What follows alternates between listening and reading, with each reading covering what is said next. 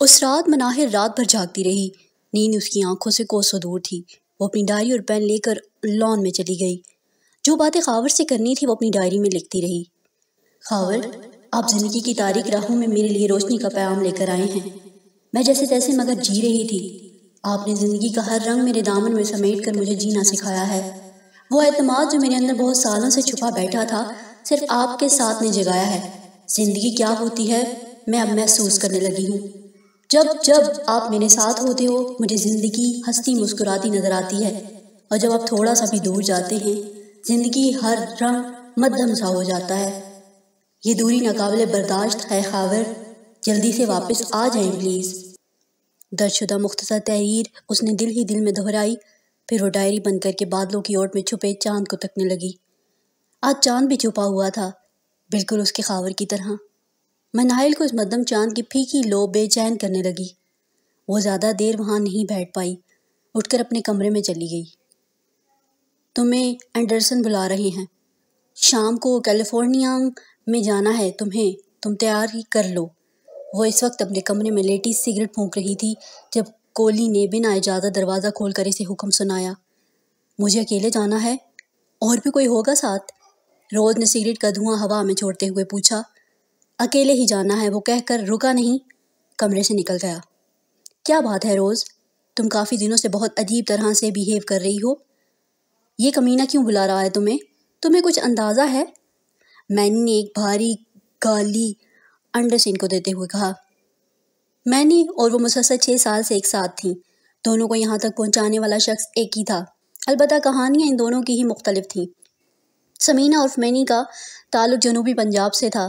اس کی ماں پیدائش کے وقت انتقال کر چکی تھی، باپ نے دوسری شادی کر لی تھی۔ سوتیلی ماں کی ضرورت سے زیادہ ظلم و ستم اور نفرت کا نشانہ بننے والی سمینہ اپنے لیے محبت غیر محفوظ ہاتھوں میں تلاش کرنے لگی۔ اپنی سوتیلی ماں کی لگائی گئی چغلیوں پر جب اس کا باپ اس پر ہاتھ اٹھاتا تھا تو وہ چھت پر ایک کونے میں بیٹھ کر گھنٹوں روتی رہتی تھی۔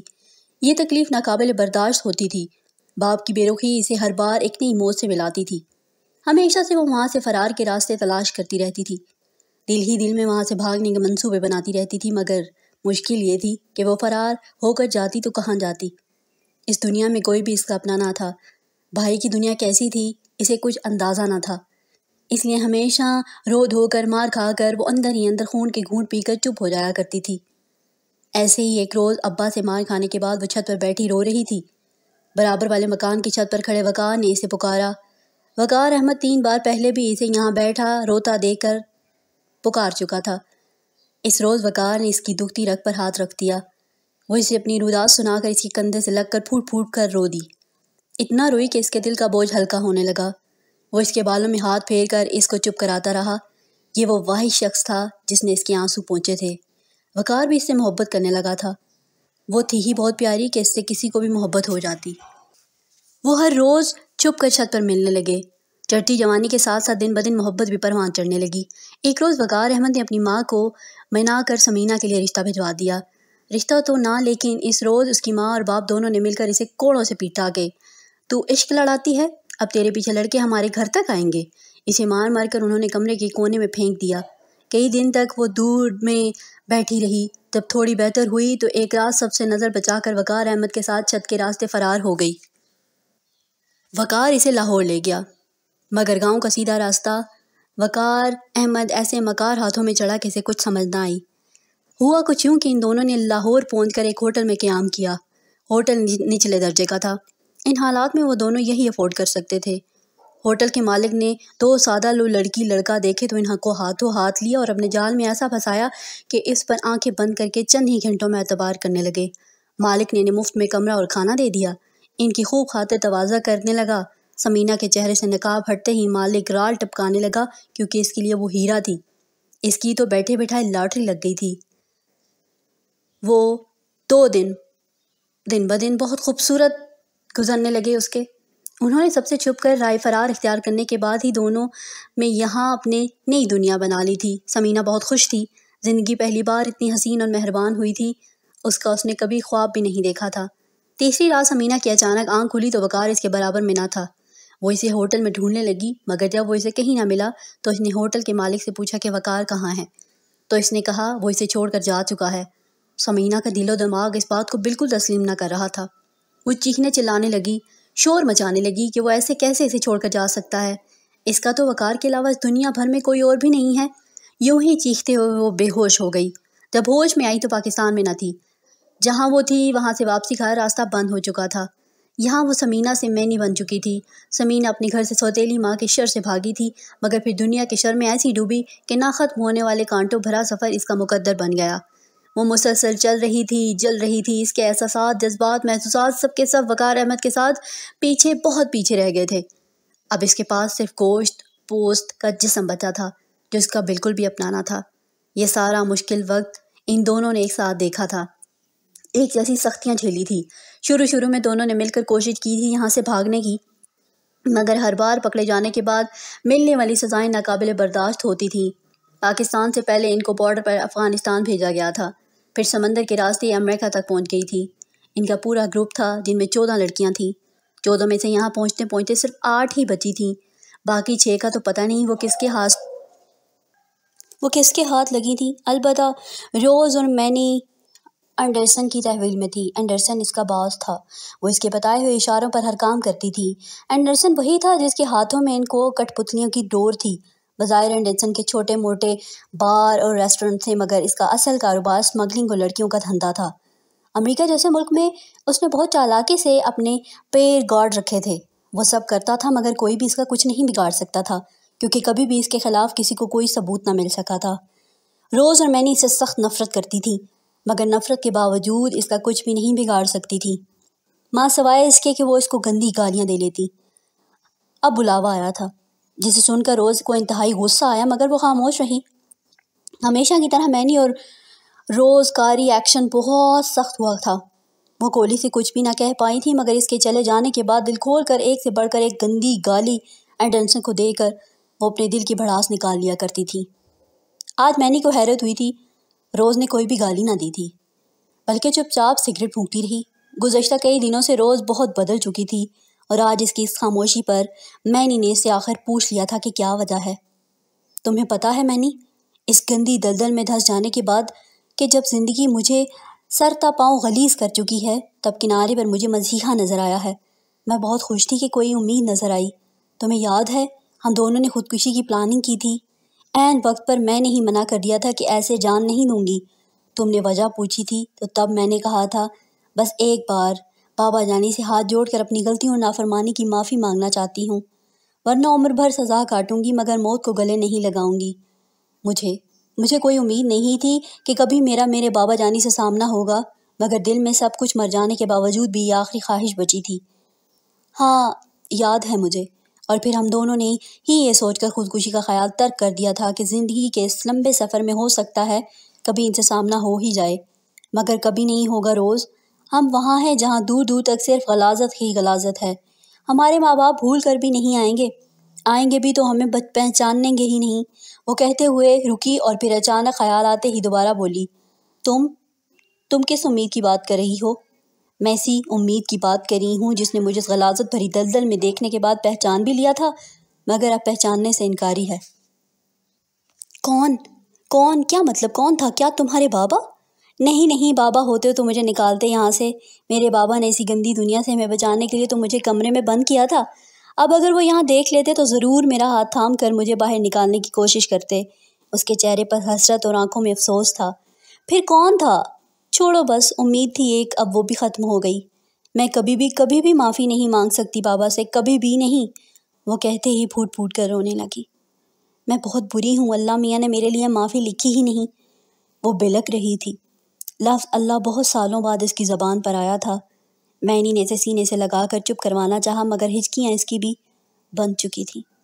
وہ اس سے ملنے سے انکار کر آیا تھا، مگر دل کا حال ایسا ہو گیا تھا جیسے منو بوجھ تلے دبا ہوا۔ اس کا کسی کام میں جی نہیں لگ رہا تھا۔ آج دوسرا دن تھا، وہ یونیورسٹی بھی نہ گیا تھا۔ ارسلان پوچھتا تو وہ طبیعت کی ناسازی کا بہانہ بنا لیتا تھا۔ اس روز کو انکار کر کے بہت دکھ ہوا تھا، مگر اسے یہی بہتر لگا تھا۔ وہ اس کے سامنے تو آ گئی تھی، وہ نہیں چاہتا تھا وہ ارسلان کے سامنے آئے، اس لیے اس نے آئندہ آمنے سامنے آنے سے اور بات کرنے سے منع کر دیا تھا، مگر اس کی آنکھوں کی نمی اس کو بے چین کر رہی تھی۔ مجھ سے کچھ کہنا چاہتی ہے، مجھے ایک بار سن لینا چاہیے تھا۔ اسے بس اس بات کا پچھتاوا تھا۔ بہت سوچ بچار کے بعد بالآخر اس نے فیصلہ کیا کہ وہ اسے آخری بار ملے گا۔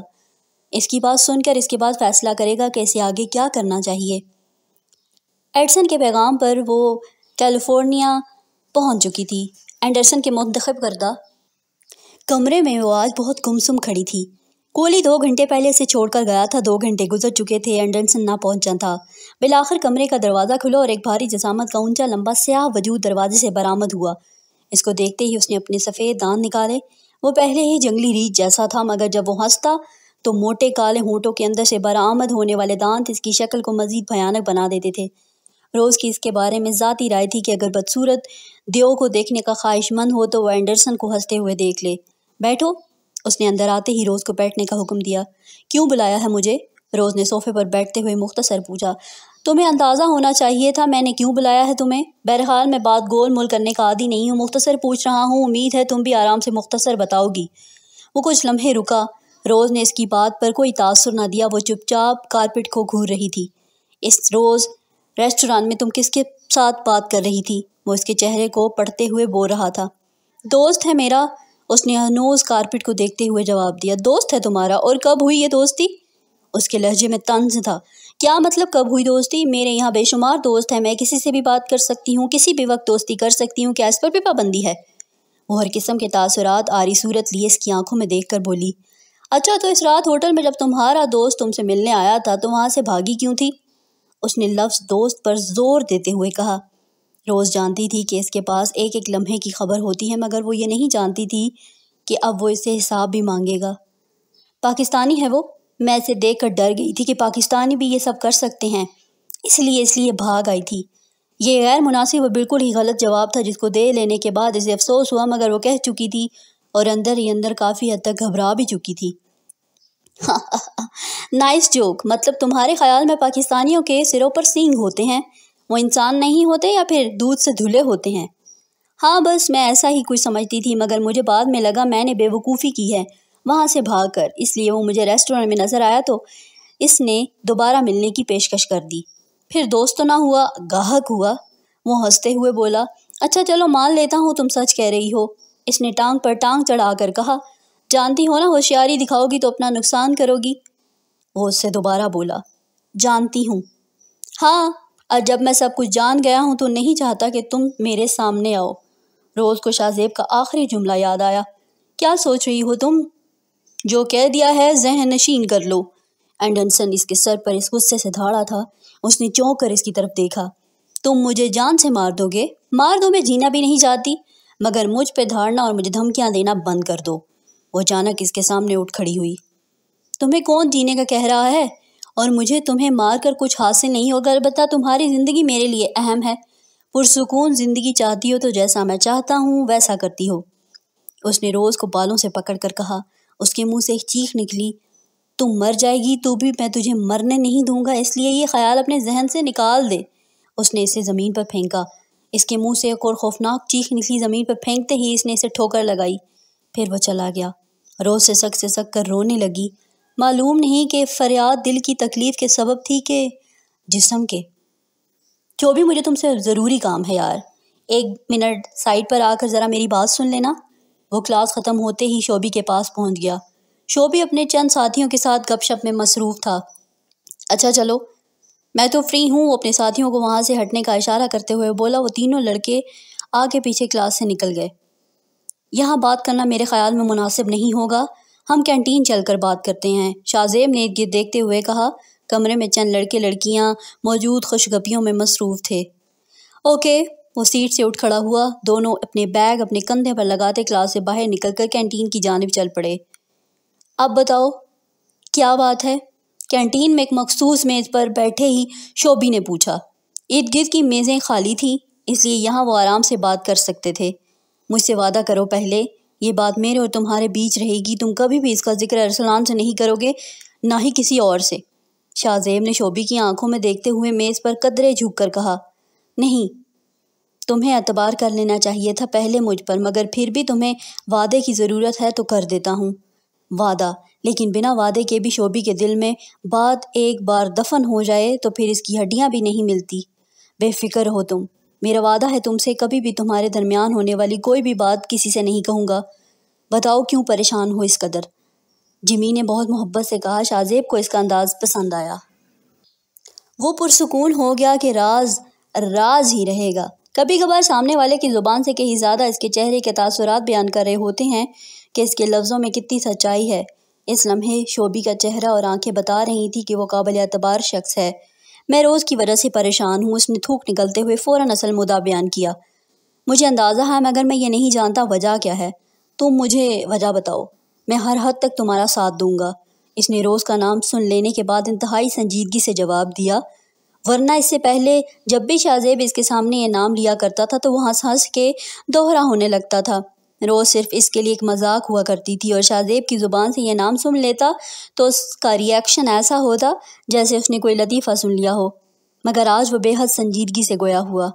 یار مجھے کہتے ہوئے شرم آ رہی ہے، میری زبان میرے لفظوں کا ساتھ نہیں دیتی، مگر میں پھر بھی کہنا چاہتا ہوں، مجھے کہنا ہے۔ اس کے ہاتھ پاؤں پھول چکے تھے۔ وہ اپنے ہاتھ مسلتے ہوئے بولا، ہاں بولو۔ شوبی کو اس کی حالت دیکھ رہا تھا۔ وہ کچھ لمحے رکا، وہ کہہ نہیں پا رہا تھا۔ کچھ لمحے وہ اپنے ہاتھ الفاظ تیار کرتا، پھر تھوک نکلتے ہوئے بولا، روز ارسلان کی بڑی بہن ہے اور میرے انکل ریحان کی بیٹی۔ معلوم نہیں کیسے اس کی زبان سے یہ جملہ بالآخر ادا ہو ہی گیا تھا۔ واٹ؟ یہ تم کیسے کہہ سکتے ہو؟ شوبی اپنی سیٹ سے تقریباً اچھل پڑا۔ میں بالکل ٹھیک کہہ رہا ہوں۔ پہلے دن جب میں نے اسے دیکھا تھا تو مجھے لگا تھا میں اس کو جانتا ہوں۔ اس رات جب تم نے ہوٹل میں میری سے ملاقات کرائی، میں نے بہت قریب سے دیکھا اس کو، تب مجھ پر انکشاف ہوا کہ روز نہیں، ماورا ہے، ارسلان کی بڑی بہن۔ او مائی گاڈ، یہ کیسے ہو سکتا ہے؟ کیا ارسلان کو بھی؟ اس نے بات مکمل نہ کی تھی، شاہ زیب نے کاٹ دی۔ نہیں، کوئی بھی نہیں جانتا کہ وہ یہاں ہے، مگر یہاں آئی کیسے؟ یہ تو بہت سالوں سے یہاں ہی ہے، شوبی نے کہا۔ بہت سال پہلے اس کے پیرنٹس میں سپریشن ہو گئی تھی اور ماورا اپنی ماں کے ساتھ چلی گئی تھی، جبکہ ارسلان اور اس کی چھوٹی بہن ریحان انکل کے پاس تھے۔ اس کے بعد ان دونوں ماں بیٹی کا کچھ پتہ نہ چلا وہ کہاں ہیں، نہ ہی کبھی کوئی رابطہ ہوا کسی سے۔ کسی کو کچھ نہیں پتا کہ وہ زندہ بھی ہیں یا مر گئی ہیں۔ بہت سالوں بعد اب قسمت نے اسے میرے سامنے لا کھڑا کیا ہے۔ میں بہت پریشان ہوں یار، کیوں میرا سامنا ہو گیا ہے اس سے؟ میں اب چاہ کر بھی اس حقیقت سے چھٹکارا نہیں پا سکتا، اور میں یہ بھی نہیں چاہتا کہ وہ جس حالت میں میرے سامنے آئی اس حالت میں ارسلان کے سامنے بھی آئے۔ وہ سر پر ہاتھ رکھ کر بولا، وہ تو مر جائے گا۔ اس کے اندر اپنے جگری یار کو کھونے کا ڈر تھا۔ بالکل ٹھیک کہتے ہو تم، ارسلان جیسے انسان کے لیے حقیقت بہت تلخ ہے۔ تمہارا حال اپنی جگہ، مگر وہ اس کی سگی بہن ہے۔ نہ جانے یہاں کس طرح پہنچی بیچاری، مگر تمہیں یقین ہے نا کہ وہ وہی ہو سکتا ہے، تمہارا وہم ہو؟ اس نے اس کی بات مکمل کرنے کے بعد ایک بار پھر تصدیق کی۔ ہاں یار، اس دن تو وہ مجھے دیکھتے ہی کمرے سے بھاگ گئی تھی، مگر اب وہ چاہتی ہے میں اس سے دوبارہ ملوں۔ اب تم ہی بتاؤ میں کیا کروں؟ تم سے کیوں ملنا چاہتی ہے؟ کیا وہ بھی تمہیں جانتی ہے؟ ہاں وہ مجھے جانتی ہے، ہم دونوں ایک ہی اکیڈمی سے ٹیوشن لیتے تھے۔ وہ میرے ساتھ ہی ہوا کرتی تھی، ہم میں اکثر بہت بار لڑائیاں بھی ہوتی تھیں۔ وہ بے مقصد مجھ سے لڑنے کے بہانے ڈھونڈا کرتی تھی۔ وہ مجھے ناپسند کرتی تھی، شاید اسی لیے اس کی ماما کو ہم لوگ پسند نہیں تھے۔ وہ ہر کام کیا کرتی تھی جو اس کی ماں اس کو کہتی تھی۔ وہ مجھے کیسے بھول سکتی ہے؟ خیر، اب وہ شاید مجھے کچھ بتانا چاہتی ہے۔ شاہ زیب کے ذہن میں ماضی گھومنے لگا۔ لڑکپن کی کچھ تلخ یادیں ان سارے لمحوں پر بھاری تھیں، جن میں کئی سال بعد اس کا ماورا سے اب اس حال میں سامنا ہوا تھا۔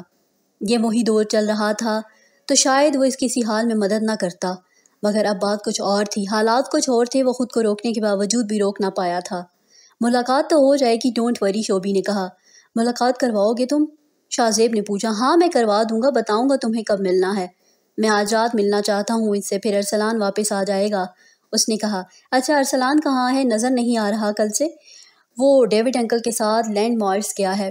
اس کے بابا نے کسی کے لیے گفٹس بھجوائے تھے، وہ اپنے اور ان سے ملنے بھی۔ اچھا چلو ٹھیک ہے، میں تمہاری ملاقات کا بندوبست کرتا ہوں، شام میں تیار رہنا۔ کچھ دیر دونوں میں خاموشی رہی۔ شاہ زیب میں یقیناً بہت برا انسان ہوں، مگر تم نے مجھے اس پر اس حد تک اعتبار کیا ہے تو میں ہر حد تک تمہارا ساتھ دوں گا۔ خود کو کبھی بھی یہاں اکیلا مت سمجھنا۔ میں تمہارے جیسا بھی نہیں ہو سکتا، مگر میں اتنا برا نہیں یہ بات لوگوں سے کہہ کر ایک شریف انسان کا تماشا بناؤں گا۔ میں سمجھ سکتا ہوں حادثے ہوتے ہیں زندگی میں، اور ماورا کو روز کسی نہ کسی حادثے نے ہی بنایا ہے، اس لیے ہم دونوں مل کر اس کو یہاں سے نکالنے کی پوری کوشش کریں گے، ایسے کہ ارسلان کو خبر نہ ہو، اور سب کچھ بہت سوچ سمجھ کر کرنا ہوگا۔ وہ شوبی بالکل نہ لگ رہا تھا۔ اس کے چہرے کے تاثرات اور اس کے بولنے کا انداز ایک انتہائی سمجھدار اور سلجھے ہوئے انسان جیسا تھا۔ دیکھو میری بات یاد رکھنا، اس راہ پر لڑکیاں کبھی بھی اپنی مرضی سے نہیں آتی ہیں۔ کچھ پر نادانی کی مار پرستی ہے اور کچھ پر یہ خراب زمانہ نااہل ہوتا ہے۔ اس کے ساتھ کیا ہوا یہ وہی بتا سکتی ہے، مگر یہ کٹ پتلیاں ہوتی ہیں جن کے جسم میں جان تو ہوتی ہے، مگر اس جان میں ان کے لیے اپنے احساسات، جذبات، محسوسات کو قیدی بنا دیا جاتا ہے۔ ان کے اندر یہ سب کچھ قید ہے یا پھر مر چکا ہے۔ تم مل کر اس سے بات کرو، پھر ہم مل کر اسے یہاں نکالتے ہیں۔ Don't worry. کیا نکال پانا آسان ہوگا؟ کیونکہ میرا خیال ہے کہ ان کی ڈوریں بہت بڑے اور خطرناک گینگز کے ہاتھوں میں ہوتی ہیں، مگر تم اس کی فکر نہ کرو، ہر مسئلے کا کوئی نہ کوئی حل نکل آتا ہے۔ اس کا بھی حل نکل آئے گا، بس اس سے پوچھ لینا اس کا لیڈر کون ہے، پھر دیکھتے ہیں کہ آگے کیا کرنا ہے۔ وہ بتائے گی، اگر وہ جانتی ہو یہاں سے نکلنا چاہتی ہو تو ضرور بتائے گی، اس نے یقین سے کہا۔ شوبی یار بہت شکریہ تمہارے ساتھ نے بہت ہمت اور آس دلائی ہے، ورنہ اب تک میں یہی سوچ رہا تھا کیا کروں، اور ایسا بھی نہیں تھا کہ میں اس کو اس حال میں چھوڑ دوں۔ میں چھوڑ دیتا تو میرا ضمیر ہر لمحہ مجھے ملامت کرتا، میں اکیلا اس پردیس ملک میں کچھ بھی نہیں کر سکتا تھا۔ شکریہ کی ضرورت نہیں، سب بہتر ہوگا۔ چلو کلاس کا وقت نکل رہا ہے، چل کر کلاس اٹینڈ کرتے ہیں۔ اس نے اس کے کندھے پر تھپکی دی، وہ دونوں اٹھ کر بیگ کندھوں پر ڈالتے ہوئے آگے چل پڑے۔ انسان کا وجود کانچ کی گلدان کی مانند ہے، کبھی ایسا بھی ہوتا ہے کہ یہ گلدان اس کے اپنے ہاتھوں سے گر کر چکنا چور ہو جاتا ہے، پھر وہ ساری زندگی بیٹھ کر کرچیاں چنتا رہتا ہے۔ اپنے نازک سے بلورین گلدان کو دیکھتے ہی سینکڑیاں کرچیاں بن جاتی ہیں۔ کبھی کبھی کرچیاں چنتے ہوئے کوئی منی سی نوک انگلی کے پور میں لگ جاتی ہے اور سرخ خون کا قطرہ اتنی اجلت میں نکل کر باہر آتا ہے جیسے ہردے کی قید سے اگتا گیا ہو۔ کتنے ماہ و سال بیت گئے، اس کے ہاتھ سے یہ گلدان گرے۔ وہ کب سے بیٹھی کبھی کرچیاں سمیٹ رہی تھی تو کبھی اپنے ہی وجود پر لگائے ہوئے زخموں سے خون رستا دیکھ رہی تھی۔ اسے یاد ہے جب اسے کرسٹل کے خوبصورت گلدان کی شکل دیکھنے کے لیے ایک پیندے سے دوسرے پیندے میں ڈالا گیا تھا تو اس نے آخری چیخ اپنی ماں کو دیکھ کر لگائی تھی۔ ہاں، جب اسے پاکستان کے بارڈر پر دودھ پاک کرائے جا رہے تھے تو اس سفید مرسیڈیز کے اندر سے اپنی ماں بیٹھی نظر آئی تھی۔ اس وقت تک وہ بے بس تھی، مگر جب اس نے دندوں سے ہاتھا پائی کرتے ہوئے اچانک اس مرسیڈیز میں اپنی ماں کو بیٹھا دیکھا تو وہ اس کی جانب لپکی تھی۔ ماں بھی اسے دیکھ چکی تھی۔ نظر ملتے ہیں دونوں کے خلق سے خوفناک چیخیں برآمد ہوئی تھیں۔ اسے لگا اس کی ماں ہمیشہ کی طرح یہاں بھی اس کی ڈھال بن جائے گی، اسے بچا لے گی، اس کا ساتھ دے گی، مگر ایک نقاب پوش لڑکے نے اس کے منہ پر ہاتھ رکھ کر سختی سے بازوؤں سے بھینچ لیا۔ اس کی گرفت اس قدر مضبوط تھی وہ مزید رخنہ اندازی نہ کر پائی۔ اس نے اسے کندھوں پر اٹھایا اور کسی بھیڑ بکری کی طرح لڑکیوں سے بھرے چھوٹے ٹرک میں پھینک دیا۔ وہاں ایک شخص پہلے سے موجود تھا جس نے ہاتھ میں پکڑا رومال اس کی ناک پر رکھا۔ اس نے اپنے حواس کھونے سے پہلے ہی سر مرسیڈیز کو آنکھوں سے اوجھل ہوتے ہوئے دیکھا جس میں اس کی ماں بیٹھی تھی۔ جب اس کی آنکھ کھلی تو اس نے اپنے خوبصورت کرسٹل بال جیسے وجود کو ایک شو پیس کی طرح ایک دکان میں محسوس کیا۔ دکان میں اسے سجا کر بیچنے کے لیے رکھ دیا گیا تھا۔ خوبصورت چیزیں ہاتھوں ہاتھ بکتی ہیں، اس کی بھی ہاتھوں ہاتھ قیمت لگتی چلی گئی۔ وہ ٹوٹی بکھری بکھرتی چلی گئی۔ وہ اپنے کمرے میں چت لیٹی چھت کو گھور رہی تھی۔ ماضی آج بہت سالوں بعد اس کی آنکھوں کے سامنے بولڈ فلم کے کسی آئٹم سانگ کی طرح محو رقص تھا۔ ماما، اس کی ہونٹوں نے ہلکی سی جنبش لی۔ اس نے کروٹ بدلی، قریب پڑا کشن اٹھا کر اس نے سینے میں بھینچ لیا۔ اس کشن میں منہ دے کر وہ ہچکولے لے لے کر رونے لگی۔ ہر راہ بند کر دی ہے میری آپ نے، ہر راہ۔ وہ کشن منہ میں دے کر بڑبڑانے لگی۔ میں نے اس کے برابر والے بیڈ پر نشے میں دھت سوئی ہوئی تھی۔ اس کی سسکیاں رفتہ رفتہ بلند ہوتی چلی جا رہی تھیں۔ مینی نے کروٹ بدلی۔ اس نے مندی ہوئی آنکھیں کھول کر اس کی طرف نقاہت سے دیکھا۔ سو جا، کیوں بین کر رہی ہے؟ اس نے غصے سے کہہ کر مخالف سائڈ پر کروٹ لی۔ اپنے سر کے نیچے سے تکیہ نکال کر اس نے سختی سے اپنے کانوں پر رکھ دیا۔ کوئی نہیں ہے میرا، کسی کی نہیں ہوں میں، اس نے مینی کی طرف دیکھ کر اب بلند آواز میں کہا۔ روتے ہوئے اس نے اس کی سائڈ ٹیبل پر پڑی وسکی کی بوتل اٹھائی۔ بیڈ کے کراؤن سے ٹیک لگا کر اس نے وہ بوتل ایک ہی سانس میں اپنے اندر اڈیل لی۔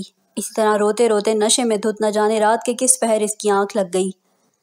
اگلے دن دوپہر 3 بجے کے قریب اس کی آنکھ کھلی۔ مینی کمرے میں نہیں تھی۔ اس نے بیٹھتے ہی سائڈ ٹیبل پر پڑی سگریٹ کی ڈبی اٹھائی، ایک سگریٹ نکال کر ہونٹوں میں دبایا، پھر وہ سائڈ ٹیبل سے لائٹر اٹھا کر سگریٹ جلانے لگی۔ کچھ لمحوں میں وہ سگریٹ کے لمبے لمبے کش لے رہی تھی۔ اس کا وجود بیڈ پر تھا مگر دماغ اس وقت سوچ کے کسی اور بھنور میں گھوتا زن تھا۔ مینی دروازہ کھول کر اندر داخل ہوئی۔ اس کے ہاتھ میں کافی کے 2 کپ تھے۔ دروازے کی آواز پر وہ سیدھی ہو کر بیٹھ گئی۔ مینی نے کافی کے 1 کپ اس کی جانب بڑھایا۔ دوسرا اپنے ہاتھ میں لیے وہ کارپیٹ پر پڑے کشن پر بیٹھ کر کافی کی چسکیاں لینے لگی۔ ساتھ ہی اس نے ریموٹ اٹھا کر دیوار گیئر کنگ سائز LED آن کیا۔ کیا بات ہے، تم رات کو بھی رو رہی تھی؟ رات نشے میں دھت ہونے کے سبب مینی نے اس کو غصے میں جھڑکا تھا، مگر اب وہ ہوش و حواس میں تھی، اس سے رات رونے کا سبب پوچھ رہی تھی۔ بس ایسے ہی بوجھ سا تھا دل پر، تو سوچا آنسو بہا لوں۔ اس نے ہاتھ سے جلتا سگریٹ ایش ٹرے میں رکھا، وہ نارمل انداز میں کہہ کر اب کافی کی چسکیاں لے رہی تھی۔ تم اچھی ہو، بوجھ ہلکا کرنے کے لیے آنسو بہا لیتی ہو، میری آنکھیں ہیں صدیوں سے خشک ہو گئی ہیں۔ مینی نے مسکراتے ہوئے اپنے آپ پر ہی طنز کر ڈالا۔ روز گہری سنجیدگی سے اس کی جانب دیکھنے لگی، پھر اس نے نظریں پھیر کر ٹی وی کی جانب دیکھنا شروع کر دیا۔ مینی بھی سپاٹ چہرہ لیے بے مقصد چینل بدل رہی تھی۔ روز کافی ختم کرتے ہی لگی سائڈ ٹیبل پر رکھا اس کے موبائل فون پر بیل ہونے لگی۔ اس نے موبائل اٹھا کر نمبر دیکھا، اس کے چہرے پر اب غصے اور نفرت کے آثار نمایاں تھے۔ کیا ہوا، کس کی کال ہے؟ مینی اس کے چہرے کے تاثرات دیکھتے ہوئے اٹھ بیٹھی۔ اس حرامزادے کی ہو سکتی ہے، اور کس کی؟ اس نے کال ریسیو کر کے موبائل فون کان سے لگایا۔ ہائے روز، ہاؤ آر یو؟ اس نے فوراً خوشگوار لہجے میں پوچھا۔ ٹھیک ہوں، اس نے بے دلی سے کہا۔ بھائی مجھے پتا ہوتا تمہارے لیے اتنی اونچی اونچی آسامیاں آئیں گی تو میں تمہارے اوپر بولی رکھوا دیتا۔ وہ اپنی دھن میں خوشی سے بول رہا تھا۔ روز نے بیزاری سے موبائل ایک کان سے ہٹا کر دوسری سائڈ رکھا اور صوفے پر بیٹھ کر اس کی کال سننے لگی۔ کیا مطلب؟ جانے تمنا، یوں سمجھ لو لاٹری لگ گئی ہے۔ لاٹری؟ وہ دوبارہ بولا۔ کیسی لاٹری؟ سیدھی بات کرو۔ اس کا لہجہ روز کو پریشان کر رہا تھا، مگر وہ آج بہت دلچسپ موڈ میں تھا۔ ہاں اچھا سیدھی بات کیے دیتا ہوں، شیخ صاحب کے بیٹے نے تمہیں اپنی خدمت کے لیے بلایا ہے۔ میں نے اس کو کہا بھی کہ مینی یا الصبا میں سے کسی کو بھیج دیتا ہوں، مگر اس نے کہا نہیں۔ روز کو آج ہی شام میرے فلیٹ پر بھیج دینا۔ ویسے میں تمہیں بھیجنے کے حق میں نہیں تھا، کیونکہ تم پہلے بھی ہوشیاری دکھا چکی ہو، مگر میں شیخ صاحب یا اس سے وابستہ کسی بھی شخص حکم نہیں ٹال سکتا۔ وہ بول رہا تھا اور وہ خاموشی سے اس کی بات سن رہی تھی۔ وہ نہیں جانتی تھی وہ کس شیخ کی بات کر رہا ہے، نہ ہی اسے اس کی کسی بات میں دلچسپی تھی۔ ابھی اس کی بات ختم نہ ہوئی تھی کہ وہ اکتا کر بولی۔ کس وقت جانا ہے؟ ایوننگ میں کوئی تمہیں ڈراپ کر کے آئے گا، تیار رہنا، چھوٹے شیخ کی خوب خدمت کرنا، کسی قسم کی شکایت نہیں ہونی چاہیے۔ اوکے، نہیں ہوگی شکایت، اس نے کہہ کر کال بند کر دی۔ کیا کہہ رہا تھا؟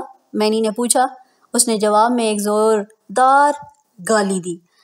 ہاں سمجھ گئی۔ مینی نے ٹی وی کی جانب دیکھنا شروع کر دیا۔ ایک جیسے ہیں یہ سب، مینی بھی ایسی ہی ہے، اسے مینی کے تاثرات چبھے تھے۔ خیر وہ بیچاری بھی ایک کٹ پتلی ہی ہے، کہہ بھی کیا سکتی ہے؟ میں بھی تو کچھ کہہ نہیں سکتی، نہ اس کا نہ اپنا۔ شاید میرے ہی اندر کا مردہ دل بیدار ہے آج کل، ورنہ میرے سے بڑا بے حیث شاید ہی پوری دنیا میں کوئی نہیں۔ نہیں غلط، میری ماں ہے نا، وہ میں اس کی بیٹی ہوں، پھر مجھے کسی سے کیا مطلب، کسی کی بے پرواہی کی کیا پرواہ؟ اس نے دل ہی دل میں خود پر طنز کیا تھا۔ شام کو اینڈرسن کے حکم پر اس نے جس حد تک ممکن تھا خود کو تیار کر لیا۔ اس نے شاکنگ پنک بلاؤز اور ہاف سکرٹ کے ساتھ ہمیشہ کی طرح بھاری میک اپ کرنے کے بعد بال رول کر کے کھلے چھوڑ دیے تھے۔ مینی کمرے میں نہیں تھی، یقیناً اسے کہیں اور بھیجا جا چکا تھا۔ تیار ہونے کے بعد اس نے شیشے میں اپنا جائزہ لیا، اسے اپنے وجود سے عجیب سی راحت محسوس ہونے لگی۔ وہ شیشے کے سامنے سے ہٹ گئی، سائڈ ٹیبل سے اس نے اپنا ہینڈ بیگ اٹھایا، وہ مکمل تیار تھی۔ وہ کمرے سے باہر نکلی، کولی ٹی وی لاؤنج میں صوفے پر بیٹھا موبائل فون پر کوئی گیم کھیل رہا تھا۔ اسے باہر نکلتا دیکھ کر وہ موبائل فون جیب میں ڈالتا ہوا کھڑا ہو گیا۔ دونوں آگے پیچھے فلیٹ سے باہر نکلے۔ کولی نے ڈرائیونگ سیٹ پر بیٹھ کر گاڑی سٹارٹ کر دی۔ روز بھی حد جذبے سے آری صورت لیے پچھلی سیٹ پر بیٹھ گئی۔